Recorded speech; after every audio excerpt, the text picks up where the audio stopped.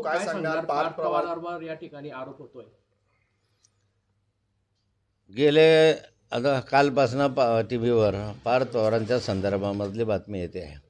पार्थ पवार यांनी तिथली जी सरकारी जमीन आहे, महारवतन जमीन, ही जमीन जी आहे ती बेकायदेशीरित्या खरेदी केला असा त्यांच्यावर आरोप आहे. जी जमिनीची किंमत बाजारभावाप्रमाणे 1000 कोटी रुपयाच्या वर आहे, ती जमीन त्यांनी 300 कोटी रुपयामध्ये खरेदी केली. 300 कोटीत खरेदी करत असताना त्यांची जी मूळ कंपनी आहे, ते कंपनीचं भागभांडवल फक्त 1 लाख रुपये आहे. 1 लाख रुपये असताना 300 कोटी रुपये त्यांच्याकडे आले कसे, कोणाकडनं गेले, कोणाच्या खात्याकडनं ते वळते झाले, अशा अनेक प्रश्न त्याच्या माध्यमातून निर्माण होत आहे. दुसरा प्रश्न त्याच्यामध्ये आहे की जमीन खरेदी केली, खरेदी करत असताना यामध्ये जी स्टॅम्प ड्युटी भरली गेली, ती स्टॅम्प ड्युटी राज्य सरकारकडून 2 दिवसामध्ये माफ झाली. 2 दिवसामध्ये स्टॅम्प ड्युटी माफ कशी होऊ शकते, त्याचं प्रकरण असतं, प्रस्ताव असतं, आणि त्या प्रस्तावाच्या माध्यमातून सारी माहिती द्यावी लागतात की तुम्ही जमीन घेतल्यानंतर काय करणार आहे, ते तर IT क्षेत्रामधलं जर तुम्ही घेणार असं IT क्षेत्र सुरू करणार आहात, किती लोकांना रोजगार मिळणार आहे, किती भांडवली गुंतवणूक होणार आहे वगैरे सगळे माहिती घेऊन तो प्रस्ताव जातो. त्यालाच खूप दिवस लागतात.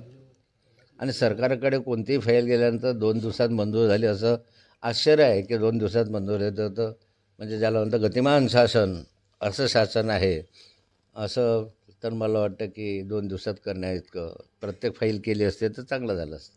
पण हाही एक संशयास्पद प्रकार आहे. तिसरा असा आहे की सारं करत असताना या ठिकाणी हे इतक्या वेगानं झालं तर ते सहजासहजी झालं नसेल. पार्थ पवार हे माननीय उपमुख्यमंत्री अजितदादा पवारांचे चिरंजीव आहे आणि त्यांच्या आदेशाने प्रत्यक्ष अप्रत्यक्ष ह्या फाईली फिरल्या आणि एक 8 दिवसात 15 दिवसात हा व्यवहार कंप्लीट झाला. आणि त्यामुळे संशयाची फेरी आपला सुई जी आहे ती अजितदादांकडे पण जाते. म्हणून या संपूर्ण प्रकरणाच्या संदर्भामध्ये चौकशी झाली पाहिजे. ती चौकशी सरकारच्या माध्यमातून करणं उपयोग नाही आहे, कारण सरकार चौकशा करतं आणि त्याचं काय पुढे होतं आहे आपल्याला माहिती नाही. पण आता आपल्याला माहीत आहे की अजितदादा पवारांवर आक्षेप घेण्यात आले. स्वतः देवेंद्रजींनी आक्षेप घेतला होता 70,000 कोटी रुपयाच्या घोटाळ्याचा, आणि 70,000 कोटी रुपयाच्या घोटाळ्याचे पुरावे संभाजीनगरला देवेंद्रजींनी स्वतः बैलगाडीमध्ये बसून ते दाखवले होते. आता त्याच वेळेस देवेंद्रजी असे बोलले होते की अजितदादा याच्यात दोषी आहे, त्यांना यात शिक्षा होईल. चक्की पिसिंग अशा स्वरूपाचे त्यांचे शब्द होते. त्याबरोबरीला त्यांना कुणी विचारलं होतं की तुम्ही राष्ट्रवादीबरोबर युती कराल का? त्यांनी सांगितलं होतं नाही, आम्ही राष्ट्रवादीवर कदापि युती करणार नाही. पण नंतर असं झालं की त्या 70,000 कोटी रुपयाच्या घोटाळ्याचं काय झालं, त्या चौकशीचं काय झालं, तसं या चौकशीचं होऊ नये ना. म्हणून प्रशासनाच्या माध्यमातून चौकशी तुम्ही कराल. त्याच्याबरोबरीला आमची मागणी राहणार आहे की उच्च न्यायालयाच्या न्यायाधीशाच्या मार्फतनं चौकशी झाली पाहिजे. निष्पक्ष चौकशी व्हायची असेल तर उच्च न्यायालयाच्या न्यायपक्षामृती झाली पाहिजे. दुसरं असं आहे की या पार्थची चौकशी करायची असेल आणि त्यांचेच फादर म्हणजे वडील या ठिकाणी उपमुख्यमंत्री राहतील, म्हणजे उपमुख्यमंत्री पदावर आहे आणि त्यांच्या मुलाची चौकशी आहे, तर चौकशी किती निष्पक्षपाती होईल याबद्दल संशय आहे.